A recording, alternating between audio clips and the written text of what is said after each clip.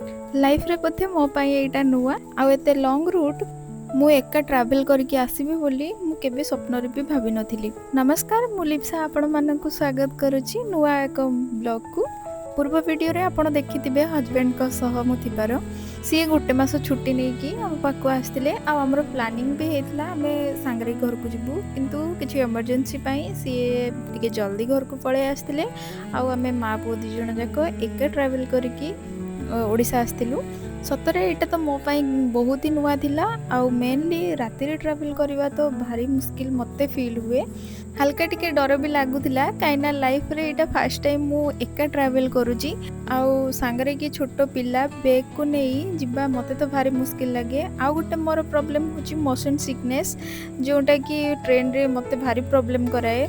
तथापि किछि नुआ जिनस करबा को हेले किछि तो रिस्क नबा पई पड़े। सेमती सब जिनस जते बेले एका मैनेज करूची एटा को भी भाबिली कि लाइफ रे मते तो केते बेले हो एका घर को भी आसीबार अछि कि कोन तो चलो जहाँ भी हो सिचुएशन हिसाब रे मो एका ही घर को जीबी।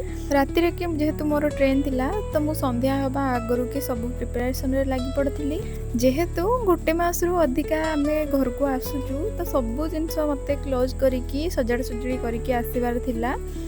तो मु ये आलू परोटा बनो बनो प्रीतिश कहला मु भी टिके मामा हेल्प करबी तो सी ये टिके मोर हेल्प करतला। हेल्प कोन ताकू भी खुशी मजा लगतला कि से भी करि पड़छु बोली।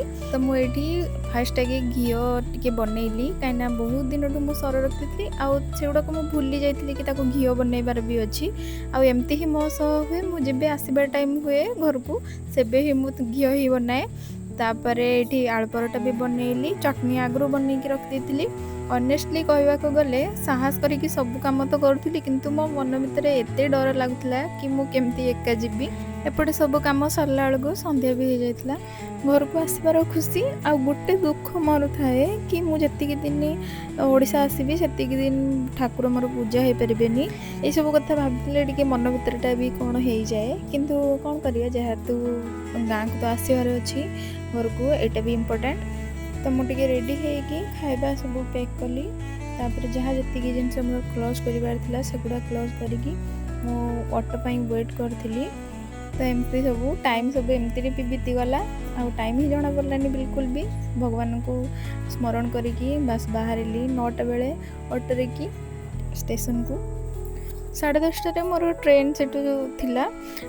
सतरे लाइफ रे पाखरे कहीं थाउ कि न थाउ जदि कई भल मनीष जड़े क्लोज फ्रेंड जड़े थी ना तो सी केते बेले भी तुम माने सांग छाड़बनी।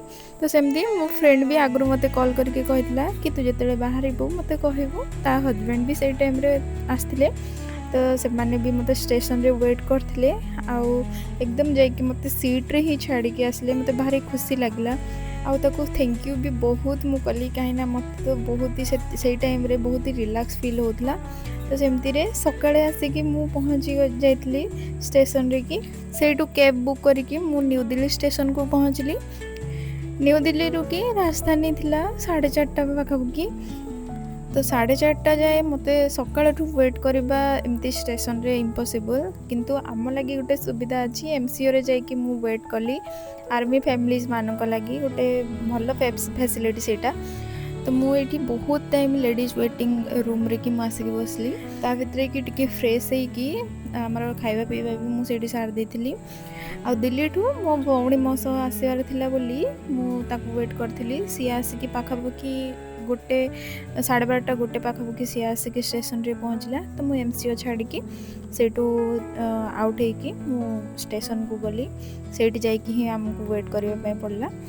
जिते बेले ताकू मु देखिली सेते जाइकी मते टिके रिलैक्स फील हैला काइना दी जण जहा ले भी सांगरे के जिबा तो किछि भी प्रॉब्लम हेले निहाती तो टिके सपोर्ट ही मिलबो।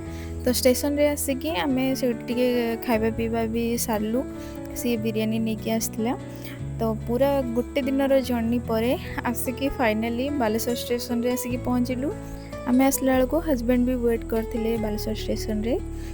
माने सतरे कहूँ मुझे बेले बालेश्वर स्टेशन रे मु पहुँचली बाहर को ट्रेन रू जो बाहर को आसली मते एते भल फील होता ना माने पूरा सबुआड़े मु ग्रीन देखुली माने पाग भी एमती हो जाता कि वर्षा पूरा एकदम मेघ उठेला आउ बीकानेर राजस्थान रे जो पाग सेटा तो माने कहवा ही मुस्किल एते कष्ट लगे।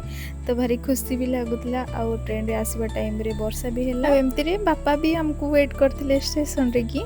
वीडियोटी भल लगिथिले फॉलो सब्सक्राइब निहाती कर देबे।